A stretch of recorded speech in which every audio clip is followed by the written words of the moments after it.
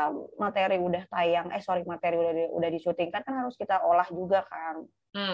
Itu emang benar-benar yang gimana ya, benar-benar yang ya harus benar-benar standby banget gitu loh, yang harus rentet. Apalagi kalau terakhir talent search yang kemarin gue pegang, emang secara timetable itu benar-benar tight banget, benar-benar dari sini harus ke sini, harus ke sini, harus ke sini. Dan lagi ini kan program yang terakhir gue pegang itu adalah program yang memang sudah 6 tahun, udah 6 tahun nggak ada.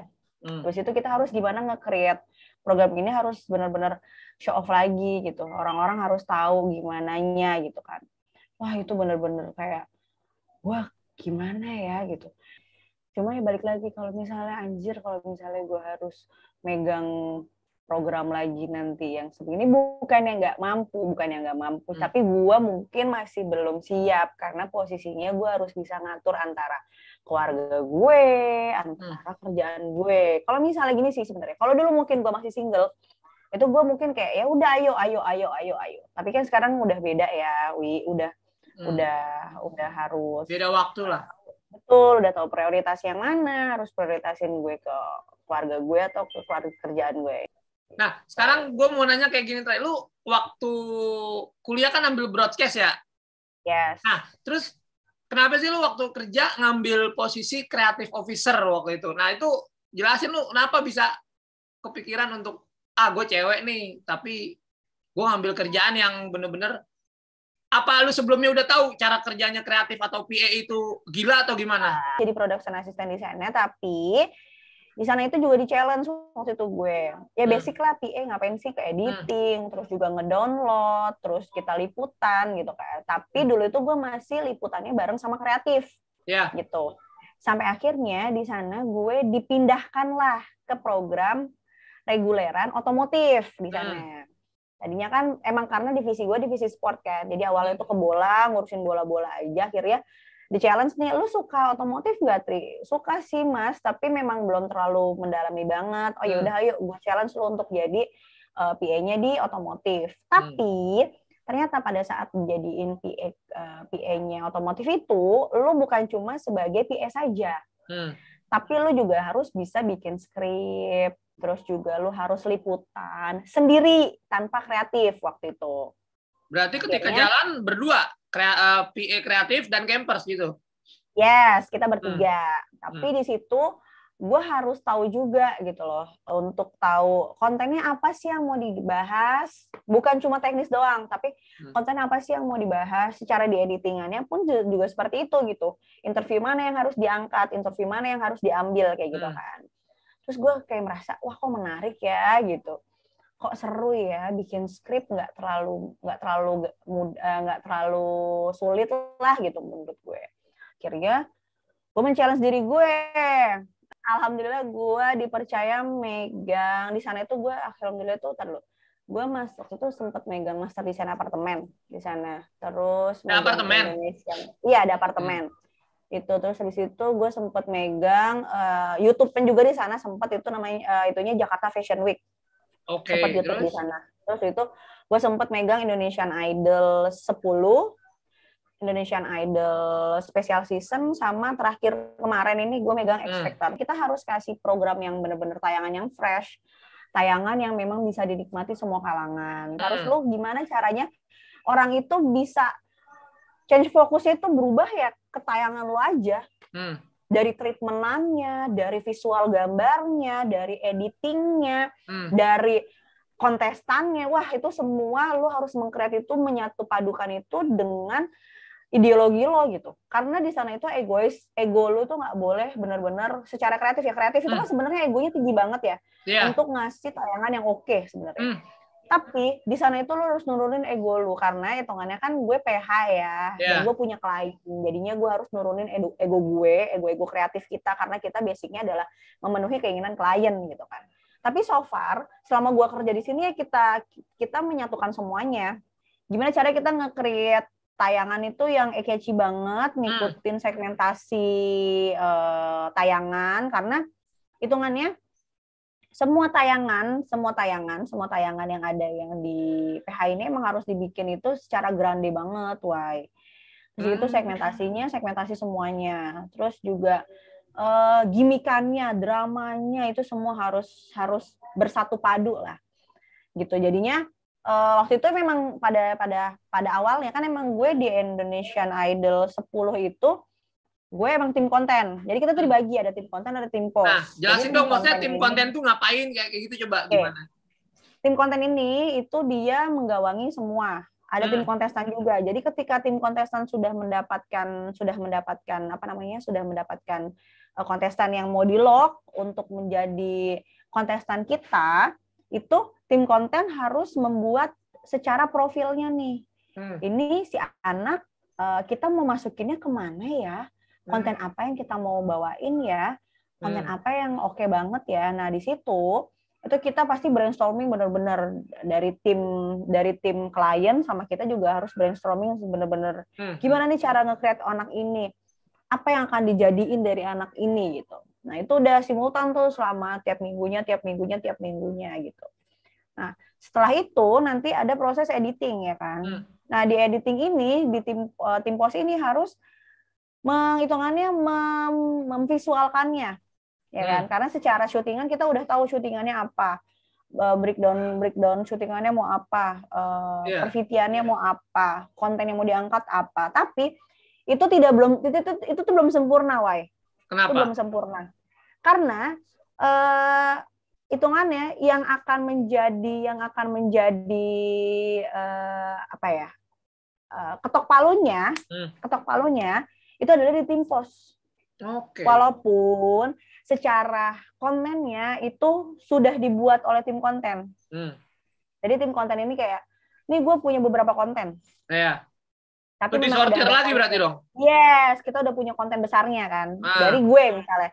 Si Astri ini kreatif yang sudah beberapa kali ikut ajang misalnya gitu. Udah ikut ini. Tapi nanti ada approval dari mereka pun udah punya wishlist-nya kan, punya breakdown-nya ke kita buat yang mereka inginkan. Kita buat yang tim konten inginkan. Setelah tim post membuat apa yang diinginkan tim konten, tapi ada approval dari klien dan juga dari bos gue. Kayaknya tim konten yang ini nggak usah dinaikin dulu deh untuk sekarang.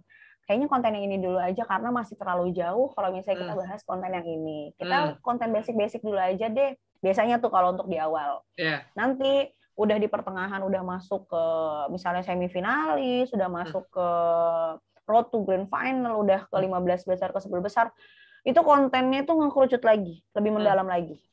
Didalamin lagi kontennya apa yang mau dicari udah tuh. Karena sebenarnya ketika dari awal dari audisi gitu ya, dari audisi sampai ke live show itu sebenarnya banyak konten berkembang, Wai. Karena kita secara tim konten udah in-depth langsung dia. Udah tahu kesehariannya dia kayak gimana, keluarganya dia seperti apa, sekolahnya dia seperti apa, kerjanya dia seperti apa, itu tuh udah tahu kita. Udah benar-benar mendalami banget gitu. Siapa sih karakter si orang ini. Nah, di situ tuh biasanya kita cari, konten ini enak deh. Gimikan ini buat di live enak deh. Ini di sini enak deh. Jadinya udah kita brainstorming enak yang mana. Oh ya udah kalau misalnya konten ini jangan dinaikin dulu deh. Nanti aja masih terlalu jauh gitu. Itu tuh kita bener-bener mikirin banget tuh, Wai. Step by step-nya biar secara program kitanya bisa kepegang, maksud gue gini, program kita bisa dinikmati oleh orang-orang, dan si kontestan-kontestan ini pun bisa menjadi hitungannya kayak jadi si Astri itu Astri X-Factor, si Dwi ini si ini tuh ngejebolan dari ini gitu, Wai. Sebenarnya secara tidak langsung kita harus membuat brainstorming atau kita membuat ciri yang seperti itu. Kita harus membrainwash orang-orang untuk mengetahui bahwa ini lo jebolan ini loh, ini lo jebolan ini loh. Berarti itu memang gimmicknya ya? Bukan gimmicknya sih sebenarnya. Emang itu harus seperti itu. Kalau secara gimmick itu nggak ada gimmickan sebenarnya. Masa? Gue itu bukan gimmick. Bukan. Maksud gue gini, bukan gimmikan yang kita buat diada-adain, enggak. Oke. Bukan. yang orang tahu ya, mungkin yang orang tahu adalah gimmick itu diada-adain nih, dibuat-buat gitu kan. Coba dong jelasin. Kalau yang di gue, gimmick-an itu bukan diadain, tapi memang gimmick itu ada. Gimmick itu ada, tapi kita create segimananya biar orang tuh gitu. Kalau gue lihat berarti itu emang bener ada gimmicknya emang beneran emang dia begitu dan lu lebih mempertebal aja gitu atau gimana? Yes, betul kayak gitu. Jadi orang-orang itu pasti mikirnya si ini kok dikeluarin, kok ini dipanjangin gitu ya. Ada yang kayak gitu ya. Soal padahal dia kurang oke misalnya. Tapi kok dia sampai panjang gitu kan.